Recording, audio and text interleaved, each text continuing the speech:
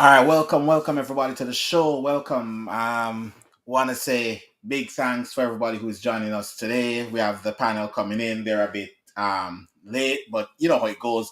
It's Friday, so we're doing the Friday Vibz show, and this week we're gonna be talking about transfers and a bunch of other stuff. We're gonna be talking about as well as road to 100 subscribers. We're just one subscriber away. That was the goal for the start of the season, is to get to 100 subs. Now we're just like one subscriber out. And big up to everybody who joined the chat. And yeah, we're just vibing today because it's Friday, and that's what we do on a Friday night. It's vibing, depending on where you are in the world. You know how it goes. We're just vibing on a Friday. And again, remember, like the stream when you join, comment when you join, whatever topic you want to talk about, drop it. Comment, as long as you comment on whatever we're talking about, we'll read out the comment and we'll add it in the discussion, because that's how we do it over here. It's just pure vibes on a Friday. So yeah, we're waiting on about a few more people to join the stream and stuff. Hold on a second. Yeah. So yeah, we're just waiting a few more people to join the stream and stuff. But while they're about to show up, we are gonna be talking about the one thing that's on everybody's lips so far. It's Ange getting sacked by Tottenham. Was that the right move? Was that the right move for Tottenham to sack Ange after delivering a trophy for them this season? Not sure. I mean, if you want to look at his form going into last season, they lost over 20 games. They lost like 20 something plus games. I know he won them their first trophy. I know he got qualified for Europe, which is Champions League by winning the Europa League. Massive. Me personally, I think they should have given him the second season again. It's Tottenham we're talking about here. We're not talking about one of the big teams in England. We're just talking about Tottenham at the moment. So I believe that they should have given him like more leeway and stuff like that. Yeah, big up yourself, Danaka. I think that's how you pronounce it. The last time you told me that's how you pronounce it, but I'm not sure. But yeah, big up yourself. Thanks for joining us. I know you came over from Big Up and you're over here as well. Thanks. Yeah, he shouldn't have been sacked. I don't think he should have been sacked. I think that with the injuries, as you mentioned in the other comment coming up, the injuries that he has, I know injuries is a part of the manager's fault as well, because of how he's training, preparing for the games, and the style of play that the players maybe can't comprehend with all of that. I know that kind of play into everything, but I don't believe that they should have sacked him. I am still interested in who they're going to use as a replacement for him. Like, I believe that he should have gotten another season just to see. Like, first he's playing 2 games a week, and then no, after playing 2 games a week, he the team is used to playing 2 games a week. No, so I think that they should have kept him a bit more. Um, see how the third season goes with him, and see if he can finish in the top half of the league. Everybody got injured. He had the most injury in the league. And I think that's what push the team to lose so much games, because when you look at the backline, I think the starting backline only played like about 3 or 4 games together throughout the whole season, which is kind of like crazy to say that that is a starting backline that missed so many games throughout a season. And to see Arteta using the same excuse that it's injuries why he didn't win anything, and Poches and just getting sacked by Tottenham that had the real injury crisis, and won something. It's kind of crazy. I don't know who it's damning on. If it's damning on Arsenal more, if it's damning on Tottenham for sacking him. It's their most successful manager I've ever seen. And again, another manager win them a trophy, another manager gets sacked.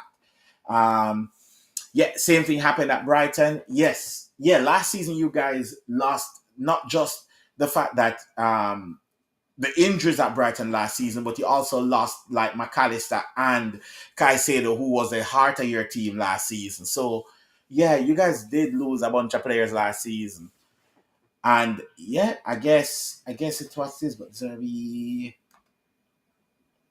Yeah, yeah, I guess Deserby kept the team in the same spot. I think Deserby did a great job for you guys keeping the team together. But the difference is that Brighton recruitment is exceptional. So even if like you guys lost players out to injury, you have the same style of players coming in that can play the system. They might not be at the same quality of what that you guys have on the field, but you guys have the same style of players coming in that same profile that will play in that role. Where I think for Tottenham, the team wasn't built properly. Like the team wasn't built for Ange style of football. The team was just kind of put together by a bunch of different managers and a recruitment team that's trying to do the Brighton model, but not at their best. So they're really poor at doing the Brighton model at Tottenham, and I think that's what killed the team. It's a fact that the players are not there to play the style of football that Ange wants to play. So whenever Ange like pushes the team to the limit, then the team picks up like a ton load of injuries, and I think that's a problem. I just think that the second this season could have seen Tottenham finishing higher up the league if they have kept Ange. I mean, he finished fifth the season before, got them into Europa, and and no, he won the Europa League, which is their first title in I don't know how long, but yeah. Big up. No, it's not on Big Up because I won't be streaming on Big Up anymore. It's the guys that run Big Up said my numbers on Big Up is too low. So once I get my numbers up, then they'll allow me back to stream again on Big Up. So yeah, so I'm not streaming on Big Up anymore. Most of my streams will be done on here. I might try to do maybe an early morning stream on YouTube for you guys in the UK. So that's gonna be the next thing. Is just maybe an early morning stream on YouTube, so you guys in the UK can hop on and stream and stuff. Yeah, but yeah, back to Ange. I do believe Ange deserve another go at it. I do believe that he does, and yeah, he should have. But yeah, we go from there.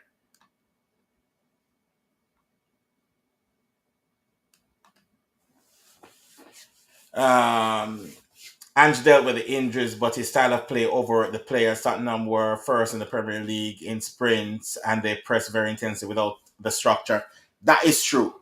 So that's why I said, even though the injuries can be used as an excuse, it's also down to the manager for the injuries and stuff.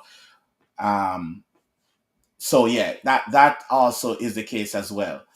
Is that the manager is at fault for overworking the players the way they overwork the players. Like he should have managed a squad better. That's just for me, and he should have realized from earlier in the season that the players that he has can't do what he needs to do. It was the same thing that it was the same thing with Jurgen Klopp when he just got to Liverpool. When Jurgen Klopp just got to Liverpool, it was the same. It was a lot of injuries that we got when Jurgen Klopp just got to Liverpool as well, due to the fact that the players that he had there wasn't used to the sprints. So during that time, it was like we had to change. We had to pretty much rebuild the whole squad. And I do believe that if Tottenham believed in Ange and build a squad that can do what Ange needed to do, so you need a lot of people that can run, a lot of people that can manage the sprint in the high press game, and you scout properly, then Ange would be a success. But Tottenham doesn't want to do that, And because Tottenham doesn't want to do that, it's quicker to fire the manager rather than build a proper system that suits the manager's style of play. I don't know if you guys believe believe that or not, but I just believe that that's just the easier way out from them. Hey, big up yourself, man. Big up for 4 a.m. watching the stream. Enough love, enough love for joining the stream and that. And yeah, it's will be mainly on YouTube from going forward because yeah, maybe not much watch along, but we might just do an early stream in the mornings just to catch up before the games start. And during the season and in the summertime, we'll be doing a lot of early streams in the morning as well to facilitate the viewers that are in the UK. Because I know right now it's like crazy hours for you guys.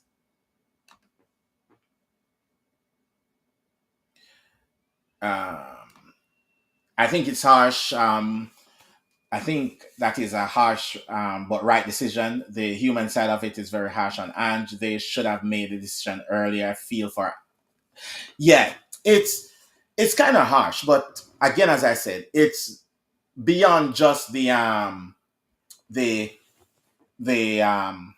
what do you call it now? Hold on a second. Let me add my guest to the stream. Yeah. Welcome, Avian. Big up yourself. It's a bit harsh for Ange. I would say it's a bit harsh, but I just believe that Tottenham choose the easy way out, and the easy way out is to sack the manager rather than build a team that supports the manager style of play and stuff like that. I just think that that's the biggest problem with Tottenham right throughout the years. And it's not been just Ange, it's been Poch as well. After Poch got to the final, instead of improving on the team, they decide not to. And then what happened? Sack Poch after a year with the team regressing with no proper investment. So it's a Tottenham problem. Um, I think Ange done very good for the first season. He also lost game. Yeah, that's it. There's a lot of stuff going into the season, into the second, even the second season with the injuries. The first season finishing fifth. Like there is a good manager in there for Ange, but I just don't believe that Spurs backed him enough or willing to back him for Spurs to go back up the league. I think all they're trying to do is please the fans and Spurs fans. It's sad to say they just want to see nice football played with no demand on winning. All right, so we're talking about Ange sacking, Avian. What do you have to say about the Ange sacking? What I would say is I understand the reason for the sacking.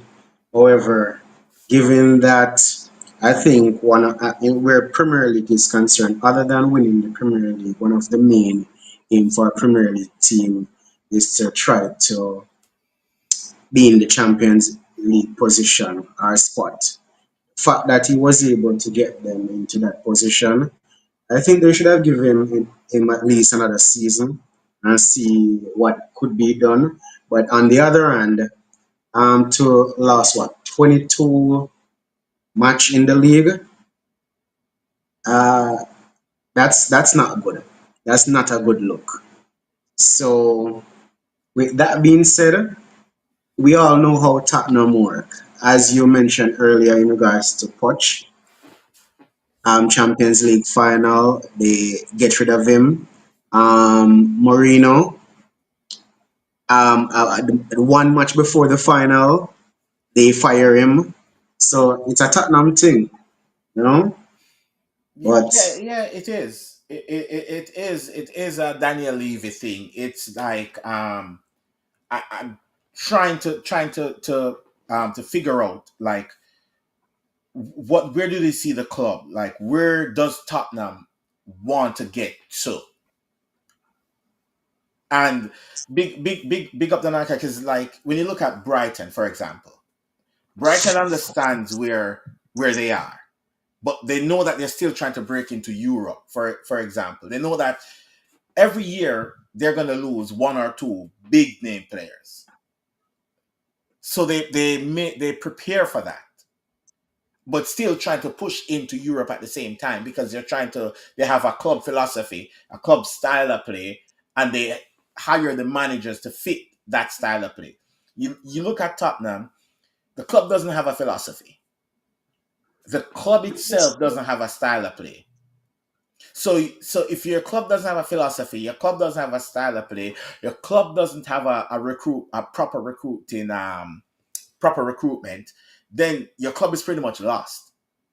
So therefore I think you're just hiring, sacking, hoping that something will stick. you know what Tottenham philosophy is? Just to maintain the right status quo. They do not want to do too much. They do not want to do too little. Just the right amount to remain somewhat relevant. I know. Other than that, they are satisfied with where they are. Yeah. But onto that now, we know that he's sacked. We know that he's gone. Who do you think should be the replacement with the players that they have right now? The style of players that they have right now. Who do you think should be Tottenham should go in for to replace Ange? What's that coach that Crystal Palace have? Um, what his name I, again? yeah, I know who you're talking about. I wouldn't suggest to go again. I guess I know who you're talking about. I just can't remember his name right now. I might have to look it up. Let me see if I can check and find his name. Yeah. I think he has a G name. Don't remember his name. I think based on his style Yeah, of play, Glasner. yeah, yes, that's Yeah. correct. I think his style of play would suit them. Yeah. The funny thing is there is still one manager out there that everybody is looking over. Xavi. Who is that? Oh, Xavi. Za- Why? I, Like he took Barcelona when they didn't have any money at all and won La Liga. you know why I laugh just now? Because it's as soon as you mentioned his name, the first thing that came to my mind was, would he want to go there? And at the same time, he's not like an experienced manager either to turn But them down. So yeah, it's one of those like when you really look at it, it's you have the likes of Xavi. He needs to rebuild, pretty much rebuild his career, and he's been overlooked, and I'm not sure why. Is he turning down the jobs, or are they not approaching him for the jobs? I think it's not they're not approaching him. Because we see Ten Hag just get the Leverkusen job, which is crazy, um, and stuff. Why is that crazy? Um, Remember before Tenag went to Man U, no one have Tenag as a bad coach, So bear that in mind. So that's for me, that's not crazy or so. Once, all right, anybody go to Manu, just at this from for the past few years, just know say either your career are gonna end or it's gonna get a dent. And as soon okay, as you leave, you will start to strive again. all right. What did it say about this show, Mr. Southgate? This again, like I get it. I get like to be fair. Let's be honest. Like I've been watching England play for a very long time, and England have gone through golden generations. Again, he got them to a bunch of finals. Um, he could work. He could work at Spurs. It's not like there's a demand at Spurs to win trophy. That's true. It And it's the demand from Spurs is Champions League, Champions League, Champions League. bringing that Champions League revenue. Yeah, That's their aim. yeah, yeah. That's so great. Yeah, So great. his style of play is bad. I know his style of play is bad, but again, we're talking about Spurs, so they really don't have much of a choice, right? Yeah. But I think the two managers that they're linked with is what Thomas Frank and the guy from Fulham. Oh, okay. Yeah. I would tell both of those managers to stay away. I would tell both of them just stay away from that side. But however, so we're gonna be moving from one side of from the league. But let me just put up this comment quickly because like this one right here, that he would be good with the English player, the chemistry. Yeah, he like again. I don't think Southgate is a bad manager. It's just like he's for me. Him and Arteta is in the same boat. They can get you to a certain point, but they can't get you over a certain point. If you get what I'm saying, so Uh, they can get you to the point very all close, right. but Which they one is can't get you better? over the line. Which one is better? They're the same. They're the same. Yeah, they're the same. Okay. All right. Talking about Arteta, let's move over to Arsenal right now, where, guess what? Benjamin Sesko, is he the final piece of the puzzle for Arsenal? I'm I'm definitely not an Arsenal fan, but I'm wondering if he's a better fit than Guy Corres. And I Gyökeres? think, yeah, I think uh, the Portuguese guy would fit the team better. I think so. But for me, for me right now, whichever is worse, I would like them to get that one. Yeah. But let But me address this but comment quickly. take the bias aside. Yeah. I think if I'm being honest, I think Gyökeres would fit them more. All right. So again, yeah, but he wasn't good, so therefore you don't need to hate him. He was just an average footballer. I mean, he played for Everton too, but yeah, he was just average.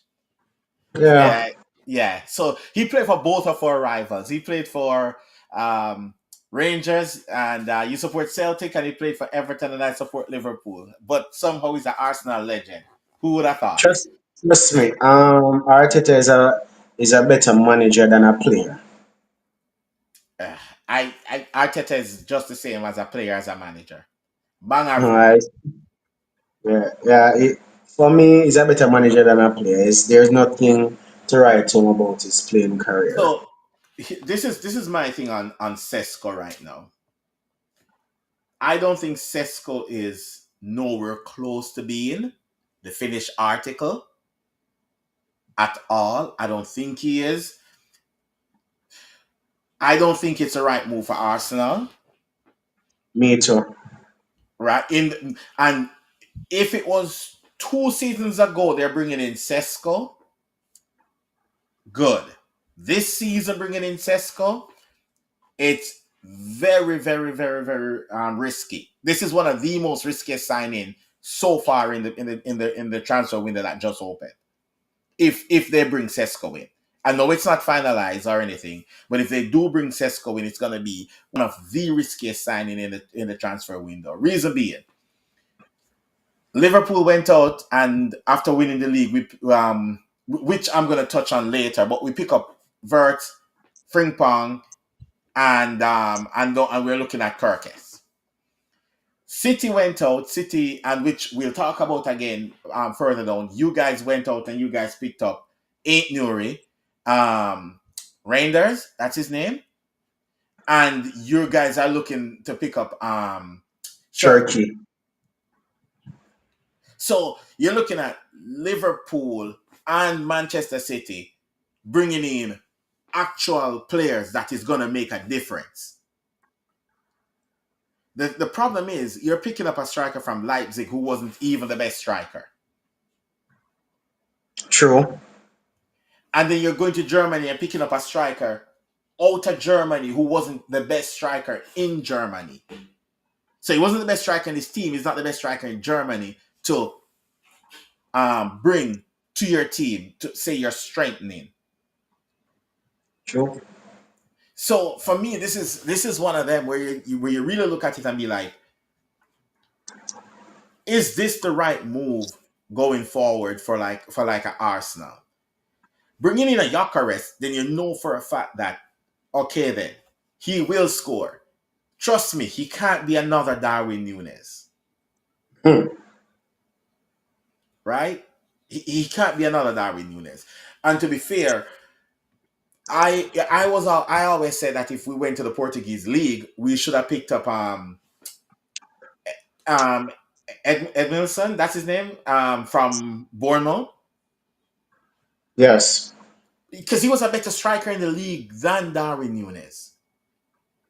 But somehow we went up and we got Darwin Nunes. I wasn't on the signing because all of that, and and you're right. He might not have gone to Gyökeres might not want to go to Arsenal either. Well, that's true. But for me, as I said, their price tag are similar, and I think Yokeres is Actually, it's not. It's um what his name is more. not just a little. Oh, Yokeres is more. No, Sesko is more. Cisco. Let me see. Yeah, yeah, Um, Sesko is more. But the problem so is, from the reports I'm hearing, is that Arsenal has been talking to Sesko since last year, promised to bring him into the club from last year. all right, I did a quick check, right? Yeah, And this is saying that Cisco is for price tag is asking 75 mil. Gyökeres has a release clause of 85 million. However, Sporting would accept set it 60. anywhere from 60 to 70. So Yeah, they're not far exactly, apart. exactly. And that's what I'm saying. That the fact that even the price are so closely matched, why not choose Gyökeres over Sesko? And see, Sesko is more expensive. And less and have less goals. This is another thing too. Openda, like Openda is a better striker at Leipzig over Sesko. But So, I do believe that the manager himself want the striker, and because the manager himself want the striker, they're giving him the striker that he needs. Where I always say managers' talent ID is garbage. It doesn't matter who the manager is. This new manager, talent ID, absolutely garbage. And that is probably all of let's them. see something that we're not able to see. This is not just Arteta. I'm talking about Klopp. I'm talking about name it. Their talent ID is actually bad. The fact that Jurgen Klopp wanted Darwin Nunes, but don't know how he's gonna fit him in the team, Yeah. it is a problem. So Yeah, you again, don't have to doing sporting managers, so sporting directors job. you need exactly you need the sporting director to bring in the players that fits the style that you want to play, because they're looking at data that you are not looking at day to day. You're using your eye test, but they're using data to go with the eye test. This is the reason why when it comes down to like Liverpool transfers, there is players that I might not like coming in, but I trust the people who are bringing the players in because they have more insight than what I have, and they get paid the money to do that. That's why my thing with FSG was never give Arne Slot the players he want. I'm always like, back the manager, bring the players in so we can go on. And you never know, maybe push and maybe get a quad or something like that. You just never know, man. Just never know. But yeah, so that's for Arsenal. So you're saying you don't think Sesko is the final bit of the puzzle. I know it's early in the window. I know there's a lot can happen, but this is the player that they're strongly linked to. I don't see it make any changes whatsoever to the Alright. So for me, whenever you're, for example, a striker that everyone know that Arsenal need. If that striker do not come in and improve your team, doesn't make any sense. which If is it's just true. another piece, if it's just another piece, you don't step any you don't have a foot forward. You're still where you are, or sometimes even you're a few step back. Yeah, and that is very true. That is very, very true. It's one of those where it's like you're either moving forward or you're moving you're moving back when it's striker. But I don't think what's his name is it? Sesko is it? And You know, talking about striker, we are going to move over to Liverpool. That's who I want to talk about next because the question is, and this is the question: are Liverpool favourites for next season? Can Liverpool retain the title? And they all right. What I'm gonna say, because they're the current reigning champion, and because of the move that they're making, other than City, they are the only other team I see winning the league next year. So yes, they can retain the title. And at the same time, I think City can take it from them next season. But for now, I would give Liverpool the edge. okay, so um, personally, I think Liverpool need to bring in a striker as Nunes and Jota aren't the best. You could maybe put words up top. Okay, we do need a striker. There's a few links. There are a few links that we are really looking at that I am really interested in seeing how that works. One of those links is Julian Alvarez. Hmm. I know Trust me. it is He, one. It is one, but that might be coming up later in the summer. But I do believe that we are also looking at Etekite or whatever his name is. Yes. yes. Trust Also, me. You um, know how I love Alvarez. So, so this is it. ball. So this is it. Um, what's his name? Transfer fall through for Saudi Arabia. Um, Osherman. Osimhen, Yes. really? Yeah, yeah. The transfer fell through. Hmm. So they're looking at their next target. Who is their next target? Darweezy. Who? Darwin Nunes. Well, good for you guys. Yes. How much they want for Darwin Nunes? 40 mil. 70. 70. Yeah? 70, Wow. 70, 70 for Darwin. Good for you guys again. So if we're able to get that deal for Darwin Nunes, just saying hypothetical, we could turn around and go get either Yokeres or Alvarez. Trust me. Because Alvarez already playing the Premier League, I think if you guys get him, that's a different story now. Yes. So Different the story. there is that rumors right now. I've heard the Alvarez rumors long before um the what do you call it? The Yokeres rumors and the Etekite rumors and all that kind of stuff and the Sesco rumors and all that kind of stuff. So we've been hearing about Alvarez deal before the season end. The other thing is that Atletico Madrid is interested in also in Darwin Nunes. Oh, so you guys could do a swap. So what we're trying to do is lower Darwin Nunes price for them from 70, which the Saudi clubs are willing to pay, to about 40 million, 40 to 35 million. If then they turn Oh. around and lower Julian Alvarez price What's the price they have for him?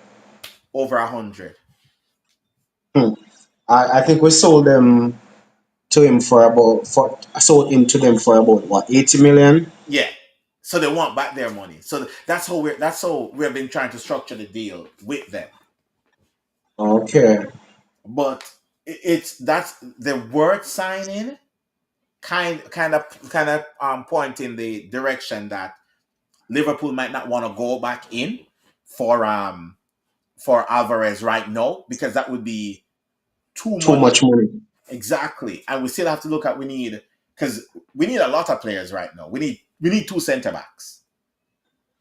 Joe Gomez is about to leave, and Leverkusen want either Harvey Elliott or Kwanzaa as a part of the deal for works as well. Mhm. So So if all that happened, you guys definitely need some centre back so Joe Gomez was supposed to leave last summer. or 2 seasons ago. No, last summer he was supposed to leave. He was supposed to be a part of the deal that was gonna bring the winger from Newcastle. The reason why I said that, because once Gordon. it starts to become injury prone, time to move on. No, he's always been injury prone, but the Newcastle wanted to sign Joe Gomez, and he was gonna be a part of the deal to bring what's his name to the club and stuff. Delhi, welcome, welcome, welcome. Yeah, good night, good night. Yeah, Good night. yeah, but that was supposed to be a part of the deal to bring what's his name to the club from Newcastle, but it fell through last season, and that didn't happen. So that's why. Okay. Yeah, Well, if as I said, if you guys put that piece together, that's a whole different story from the answer that I gave you earlier. yeah. As, We also looking for what do they call it as well. We're also looking for midfielders, a defensive midfielder. We still need another defensive mid because Endo might be leaving. already, Yeah, yeah. Endo was supposed to leave in the summer. It's just that we didn't get Zubamendi. That's why Endo stayed. Arsenal. He just rejected Arsenal after them said the deal is done. Yes, he decided that he stayed. When that happened? Evian, you need to keep up, man. No, I'm keeping. Like I I'm have keeping. to stop breaking this news to you, man. I have to stop No, breaking this news to you. you see, for me, you see, Arsenal. Yeah, I would love Uh, to keep Elliot as well, but Kwanzaa can go on loan. Not ready. man, you should have told me this earlier today. Yeah, no, no. That would be Zubamendi deal off. Yeah, Zubidubidu, where are you? Is gone. Okay, Zubi's gone. Zubi's gone. Yeah, the thing is, McAllister can play deep, but I don't want McAllister deep because I think trust McAllister me. is a No, very, very good number 10. But number with 10. with, with works in the team, I think that we might be playing with two number 10s going into next season. So that's the same argument we're having as well for us played with two number 10. So I guess a lot of things start to making sense now, given the poaching from your side as well. Yeah, yeah, it's a lot of changes in formation going into next season. Yeah. Yeah. Yeah, Zubamendi rejected Arsenal again. Trust me. Yeah, That shit because he right now reject I'm so Arsenal happy. first, then he reject Liverpool, then he come back and reject Arsenal again because he's saying that he's waiting for the phone call from his idol Xavi Alonso, who's at Real Madrid. Oh, Yes, and you know when I break when I break these stories break because I told you that City pulled out a works deal. The Friday Vibz show, and you hear about it when the next Thursday. yeah. Yeah, yeah, yeah. Zubi ain't coming. Zubi is staying in the mountains in Spain. I need to go Trust visit me. those. I wish you had told me this like anytime this morning or sometime around there. Yeah, it's I need to visit those mountains in Spain because I need to know what's in those mountains in the Basque region. Why Zubamendi can't leave? I need to go visit because those must be some good mountains, better than Blue Mountains. Yeah, but yeah, I think with the signings that we have so far, we Trent leave and we get his replacement in right away. Curtis. Um, yeah, I Kelleher think. leave, Right. so Okay. we pretty much paid back the money that we paid that we bought. You know, the last time we spoke, if you remember, I really like Keller as a goalkeeper.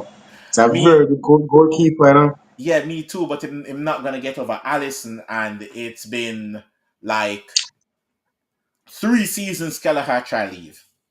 How old is Allison now? 31, 32. Oh, young keeper, man. Yeah, and Still young. Mama Dashvili is coming in. Yeah, that is true. The only mountains at Arsenal is a pile up of fullbacks. Man, that team has more fullbacks than yeah. I don't know another team with more fullbacks than Arsenal. To be fair, they have more fullbacks than anybody else in the world. Yeah, Arteta main focus is at the back, yeah. He's a not the defensive front. coach. He is a defensive coach. That's why I'm like he's meh.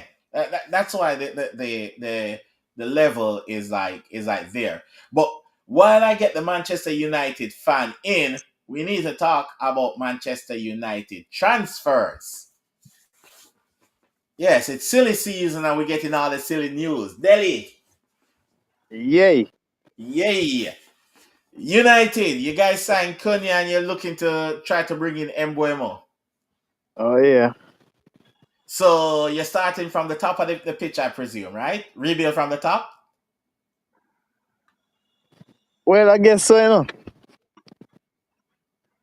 Uh, Yeah, I love Kelleher. To be fair, really love Kelleher. Really, really hate to see him leave, but fully understand. He needs first team football. He's too good to be a number two. He's way too good to be a number two. So fully blessing. He's gonna be leaving as the most successful number two, which actually played. He has two Premier League, a Champions League, two League Cup, and a FA Cup. Yeah, that is, and he played in all of those competitions and the Club World Cup. Yeah, yeah. Back to Manchester United. Just had to talk about that soup that chat that just came in because you know how we do. We always interact with our guests. Yeah. So Manchester United now. What yeah, what's popping? this style of play, what the coach want to play, him definitely have to build from the front. Okay. Him have to get in the type of players them we can press from the front. Because if we keep on building the defense without the players them up top pressing, it just no make no sense. And So in mhm. formation is more a attacking formation. Okay. So you don't want to do a Arteta. No, sir, that is not Manchester United DNA. Okay. But still, I mean, you guys have a lot of good attackers coming back. You have Sancho coming back. You have Sancho is not a good attacker. Anthony coming back. Um, You have Rashford coming back. Sancho. Yeah, yeah, we said Sancho. You have Garnacho. Listen, if Arsenal and Manchester United, one have the most defense in the league and one have the most attackers in the league. I Like you, mean, you guys need to do some swap deals. Get some defender from Arsenal and give them some attackers. no, sir. Uh-uh. But And Bruno Sancho can Fernandez, Arsenal still no because I'm not a fan of Sancho because him is he's a very lazy player. is it Sancho is not a lazy player? He is. No, I'm gonna tell you the problem is Sancho I is can what I can tell the problem for Sancho. yeah, but Sancho is what we grew up on as a luxury player, not a lazy player. He's a luxury player. If you're gonna have Sancho in your team, you pretty much have to build the team around Jaden Sancho. Sancho, Jaden feel as if he's better than he actually is. No, I'm telling you, trust me. The style Listen, of the players that Jaden Sancho is used to, like even Delhi can attest to this. Growing up, you have players that once you get them the ball, once you build a team around them, and that is what I mean. Sancho is not a player that can just fit in any system. Sancho is a player that you have to build a team around him. well, to build a team around Sancho, it would be a smaller team, not a big club, a small team. You can't build Yes, a big club around and Sancho. that You is it. cannot build a big club around Sancho. And that is just it. He's not that good. It's just when you look at Sancho at Dortmund, the True. Dortmund team was built for Sancho being the outlet. As soon as Sancho leave, Dortmund change the way them attack. As Delhi said, you have to build a smaller club team around Sancho, not a big club. It used to happen. Them used to build big clubs around players. So you used to have your Yes, but main not a players. player like No, but Sancho. Not a he's player saying like that Sancho. he's not good enough for them to do that. So And I again, agree. I believe Sancho in the wrong league. That's the first thing. If Sancho play Spain, if Sancho play, you see it in Germany, like Italy, um, countries where the game is a lot slower. Exactly. Right? That's just it. It's just countries where it's a lot slower. But I don't really think Sancho is a bad player. I just believe that he made a No, bad move. he's not a bad player, but he's not good as he think he is. Okay, just be very clear. If Sancho had made the same move Bellingham had made, Sancho would have been bigger. Where? To Spain. Andor. To which side? Any one of the top team them in Spain when he was No, at Real. no They no would have. when he was They would have at booted him out of Real no no Madrid. when he was at Borussia Dortmund. Remember, Sancho at Borussia Dortmund was one of the most creative player in Europe. It's before Sancho reached to Manchester United, every club on the planet wanted Sancho. Even to the point where if City was in the position City was in now, when Sancho was leaving Borussia Dortmund, City would have tried bringing him back. The fact of the matter is, him go United. All right, big up, Danaka. Thank you for jumping on the stream, man. Big up. Yeah. The fact of the matter is, him go United and him go United at the wrong time. Him go to the worst case of United ever.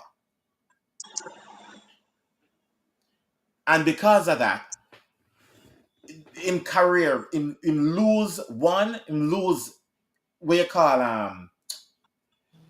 motivation. And it's very hard to pick up back motivation. When need is to get out of the country. So what you're saying, Manu ruin him. The move ruined him. He moved for the money and not for the sport. The move ruined him. It's not Manchester United that would say ruin him. Him ruin him career as well. Because you have to make smart career decisions. The fact of the matter is, Sancho move to Manchester United was wrong from the offset. The team doesn't play it, the style where Sancho needs to play it, and the Manchester United would never build a team around Sancho. Correct on that, Delhi? Yeah, yeah, definitely not. So therefore, But the only team in England at the time when Sancho moved would fit Sancho would be Manchester City. Because Manchester City played a slow style of football. Where Liverpool are high press, Manchester United is a just freestyle football, and Arsenal got through a weird phase. So it was that was the best move for him. But instead of staying at Dortmund, instead of playing one more season, wait for another big club to come in, fame, whether it's in Italy, whether it's in Spain, or even going to PSG. He made the wrong move. And from the wrong, for you make the wrong move on a big wages, your career pretty much over. Until if you don't decide to take a pay cut, you put your career in at the bin. So it's more than just Manchester United ruined Sancho. It's also Sancho ruined himself as well. The instant him come in at the club and realize that things now work, he could leave. Him could take a pay cut and leave. He could. Borussia Dortmund wanted him, but he never wanted to take a pay cut. Whose And fault is that? so in regards to the pieces adding to Manu now, what you guys think about these players? Again, I just believe there is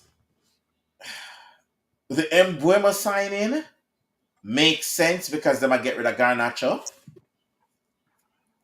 The Cunha signing also makes sense because Cunha want the move, but nobody else in the Premier League are gonna take a chance on Cunha. And United did create chances.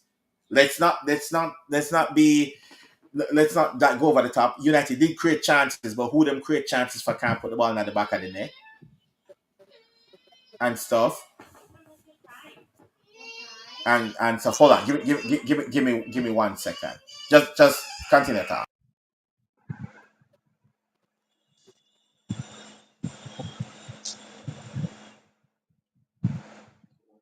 So Delhi, what do you think about your signing so far? uh, uh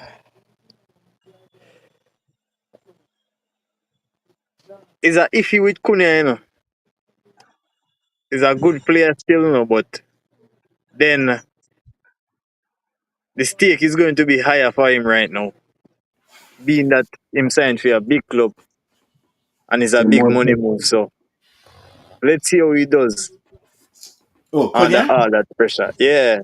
Yeah. Rumor have it that De Gea might be coming back. To where? United. Him do him time. We shouldn't let him go the time we'll let him go. I don't think that we should have let him go, but him do him time. Him Yeah. can't come back now. Yeah, And that would so make no sense. it wouldn't make any sense, but No. at the new regime at Manchester United, most things don't make sense. Let's be fair. That's But crazy that that's happened. yeah, but we're gonna be talking a lot about Manchester United in the summer because it's I think Manchester United and Arsenal are the two most interesting club in the transfer window because there's so much work to do at Manchester United, and for Arsenal, it's like are you getting the right pieces and stuff. So Delhi, um, what you expect from Manu this season after, and what the signings you're expecting that will be made by them? Why? It's sad to say, but I don't even know what to expect from them, honestly. All right, Uh, so you the, have the two only thing I players can left say, now. the only thing Yeah, I go can on. say, the fact that they are in the transfer market so early and getting signings, that's a plus because I haven't seen that in a while. That's a plus. Okay. And what else Yeah, you think they need? Which position? and they need a striker. They need a striker, but I think we Who, need a Manchester striker more than United? anything else. Yeah, I think we need a striker more than Oh no anything no else. no! You guys need a goalkeeper, you need a centre back, you need a left back, you need a right back, you need a midfield, you need a No, no. attacking Remember, midfield. Listen.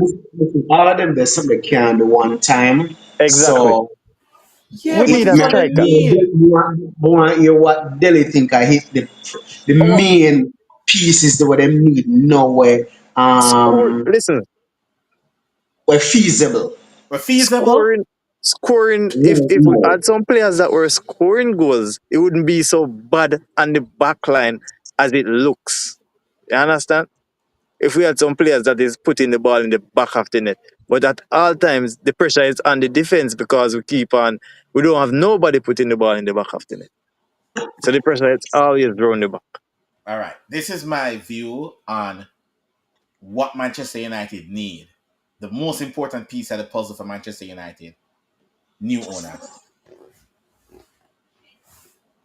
No, everybody know that still, and that won't happen. So Then it's gonna be the same. Listen, yeah, it make so no this is sense it. talking about them. Look at Manchester United transfer policy. Miss out on Europe, sign somebody for sell jersey.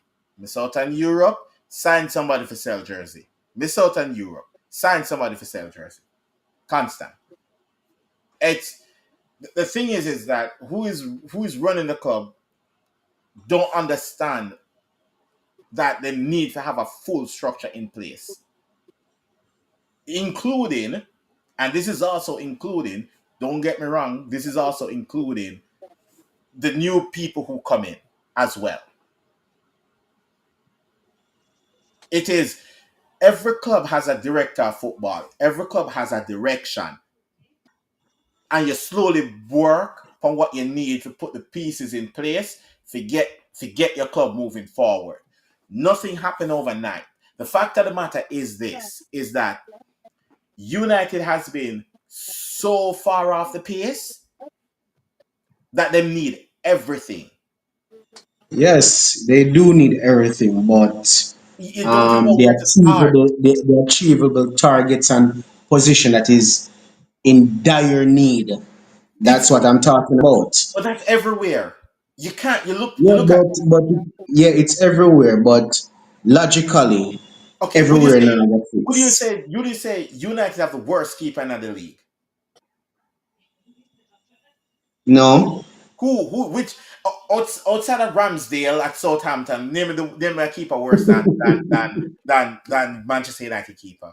No, the thing is, that is what I'm saying, The pressure comes on the keeper because the team is not scoring. Yes, which is fair, but let's call a spade a spade. De Gea used to bail them out of games. Any good keeper make 90% of the Yeah, goals, the goals that Onana let in. I do agree we need a keeper, but I think we need a striker more than a keeper. You do need a striker. And this is what I mean when I say that it's like And everywhere you look across the pitch, Manchester United need proper signing. Okay, then you can rule with this, with the centre backs. Say you rule with the all right. centre. So what Delhi is saying? He need everything, but there's priority. There's certain position that have urgent need than others, which he's saying striker is a more urgent need in his opinion than a goalkeeper. But I'm gonna tell you the downside to that. The the striker get one chance, the striker bury it. The striker run back and feel happy. Only if you see Onana let the ball run underneath him and go score. right after he score. So he must go back and do that all over again. For me, in regards to Manu, if you're gonna fix the team in stages, middle and up front, I would start before I even touch the back. No, That's you what I have to touch would back do. first. No, not where they are now because they need everything. No, they need. You can get a one striker in, and them No, getting just Cunha. bear in mind, I said me, what I Yeah. would do. So them get Cunha through the door. I wouldn't be looking at Embuemo because now you have Cunha, right? And Embuemo signing the amount you're gonna pay for Embuemo right now, you could be looking around the league, see a little bit more. Arsenal in for Kepa. Yes, Arsenal is about to sign Kepa from Chelsea. Forget to put that in the Arsenal bit. But yes, they're in to sign Kepa as a backup keeper. My question is, would Kepa be worse than Onana in goal? We see him at Bournemouth, and he may look too bad. No, I think he's a better keeper in the Premier League than um, Onana, Onana. Onana, what's my I name? think, but at the end of the day, he's still not a good keeper either. But he's a good second backup keeper. Not a, I wouldn't use him as a first keeper, but at the same time, in my opinion, he's still better than Onana in the Premier League. Listen, I'm gonna So say this. I'm gonna say this where the older fans will understand when I say this. What's the difference between Kepa and De Gea? there's a way better shot stopper than That's him. what you Mm, think. You go watch De Gea first 2 seasons in the Premier League. How long now Kepa is in the Premier League? Yeah, but Kepa hasn't. See, the difference is De Gea get to stay in with a manager behind him, tell him saying believe in him until him get better. no, Dahia was always a shot stopper, and the Yeah, problem with Dahia first 2 seasons, when he stopped the shot them come back out to the players. yes, Him learn and him to never push could them can away. cross it. But Him learn to still, push them away. but still, you still have to look at it this way: that you had Sir Alex behind him, encourage him, I tell him saying believe in him. You look upon the difference with Kepa is that Kepa had the confidence. All he needed, because Kepa is not a bad goalkeeper. But once you start put players like that, like defenders and goalkeepers, that players will need confidence. Where if they make one mistake at it, there is no fixing it. A striker make a mistake, it not gonna lead to them losing the game. He might get another chance. A defender make a mistake, that's a lead to a goal. A goalkeeper make a mistake, that lead to a goal. So when you have players in these positions, you have to make sure them confidence is up. Kepa getting sent out on loan here, there, and everywhere doesn't help. If you get what I'm saying. If you look at the difference, look at the amount of mistake Ramsdale made this season compared to when Ramsdale was at Arsenal and he believed that he was the number one and he believed that he had a chance to make in an England team. All right, It's two different goalkeeper. for Kepa, if you're gonna talk about a manager behind De Gea pushing him, um, um, Sarri was was the manager behind Kepa that was pushing him. And how long did Sarri Sarri stay? has him as a starter Okay, but how long did when he Sarri was, stay? huh? How long did Sarri stay? Yeah, but at the end of the day, what did Kepa do with that time as well? Yes, but you have to look at it. Is how long did Sir Alex have the hair to compare to? And it's a stable club. You're looking at No, again. no, they are not close. And even with Bournemouth, and even at Delhi Bournemouth, can, Delhi can the- remember. The Remember, keeper, the manager at Bournemouth, there's I no don't think you way the understand. manager at Bournemouth would not be babying Okay, and giving him good treatment but I and don't think you arms around understand the shoulder and who all that he that. replaced at Manchester United. All right, but anyways, we have to keep this another day because it's Kaya I get a little bit antsy and stuff, so have to deal with that. But anyways, we're gonna bring out a new show on Sundays on YouTube. We were on Big Up with the show, but now we're gonna move it over to YouTube. We will come back and we will talk about Manchester United transfers because trust me, it's a good topic because there's so much to speak about from the Manchester United perspective because there's so much to do at Manchester United. We're in silly season, and silly season mean that you're gonna get some really crazy transfers, rumors popping up and stuff, and we're gonna be here to talk about it. Wanted to talk about the Club World Cup, but we might do that next week for the next week's show, or we might drop some videos throughout the course of the week and talk about that as well. As the transfers break, we'll summarize them and we'll come talk about them on Friday because we're not going to be one of those channels that keeps repeating the same news over and over and over and over and over. We'll just do one show on a Friday and we talk about it and have a good vibe about it and banter a few clubs as well because that's what we do here. And yeah, remember, we're one subscriber away from 100 subscribers. So yeah, help us get there. Remember, like, share, comment, and catch you on the other one. All right, peace.